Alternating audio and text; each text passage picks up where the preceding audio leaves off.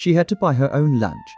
The real story behind Lucille Ball's genius: the world remembers her in polka dots, wide eyes, and chaos, stuffing chocolates in her mouth, stomping grapes, getting stuck in giant loaves of bread. We laugh, we rewind, we quote her, but almost no one remembers this. Before the laughter came the discipline. Before the fame came the lunch money. Before ILoveLucy, there was a little girl in Jamestown, New York, who had to buy her own lunch. This is not the story of a star. This is the story of a daughter shaped by a mother who believed in hard work, honesty, and the quiet dignity of earning your place in the world. Welcome to Hollywood Reminders. Lucille Ball was born on August 6, 1911, in a cold, working-class town not far from the Pennsylvania border. Her father, Henry, was a telephone lineman, a quiet man with a gentle smile. He died of typhoid fever when Lucy was just 2 years old. Just like that, the foundation of her childhood vanished. Her mother, Dee Ball, was left with 2 small children and no safety net. But Dee didn't collapse. She didn't complain. She went to work first as a telephone operator, then in a local department store. Every night, she came home exhausted, but never too tired to make sure Lucy did her homework, brushed her teeth, and went to bed on time. Lucy would later say, from an early age, I could tell that mommy at home was quite different from the one on TV. She was very strict about everything. There was no coddling, no special treatment, no allowance for laziness. In the Ball household, love looked like responsibility, and that lesson more than any punchline would shape the woman who would one day make the whole world laugh. People assumed that because Lucille Ball became famous, her daughter must have lived in luxury. But Lucy shattered that myth herself. In interviews throughout her life, she'd say with quiet pride, I got 50 cents a week until I was 13. Then it went up to $5, and with that money, she didn't buy toys or candy. She bought her own lunch. Think about that. A young girl, walking to school with coins clinking in her pocket, knowing that if she spent it on gum, she'd go hungry at noon.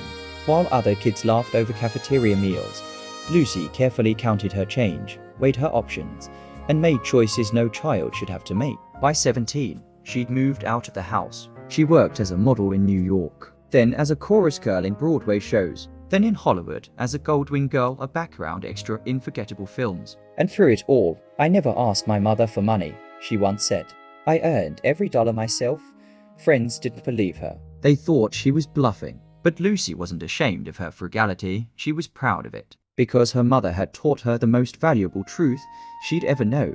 Money can be here today and gone tomorrow. That phrase wasn't just advice. It was armor. It kept her grounded when fame hit. It kept her cautious when deals were made.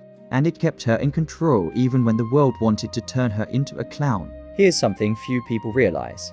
Lucy didn't learn comedy from watching comedians. She learned it from watching her mother. Dee Ball had a deadpan wit, a sharp eye, and a way of cutting through nonsense with a single look. At home, she'd mimic customers from the store, exaggerating their mannerisms, their voices, their absurd demands. Lucy would watch, wide-eyed, then try it herself in the mirror. Years later, when critics asked where her genius came from, Lucy would smile and say, I didn't know it then, but I inherited my comedy from my mother. But it wasn't just the humor. It was the timing, the precision, the fearlessness to look foolish because she'd already survived harder things. Falling in a vat of grapes, that is nothing compared to walking into school with an empty lunchbox and 12 cents to your name. Her physical comedy wasn't slapstick, it was survival with rhythm. Every stumble, every flail, every wide-eyed panic was rooted in the real fear of failing, of not being enough, of losing what little you had. And that's why it felt so true. Because it was true. When ILoveLucy became a global phenomenon, Dee Ball didn't ask for money. She didn't move into a mansion. She stayed in her modest home, tending her garden, clipping newspaper articles about her daughter. Lucy would visit often, sometimes just to sit in silence, sometimes to ask for advice about scripts, contracts, or raising her own children. And Dee would always say the same thing. Work hard, be kind, don't spend what you don't have. Even after Lucy became the first woman to run a major television studio. Even after she owned Beverly Hills estates and drove silver Mercedes convertibles, she kept her mother's lessons close. In her memoir, she wrote, People think I'm rich just because my mother was famous, but I had to earn it. Every bit of it.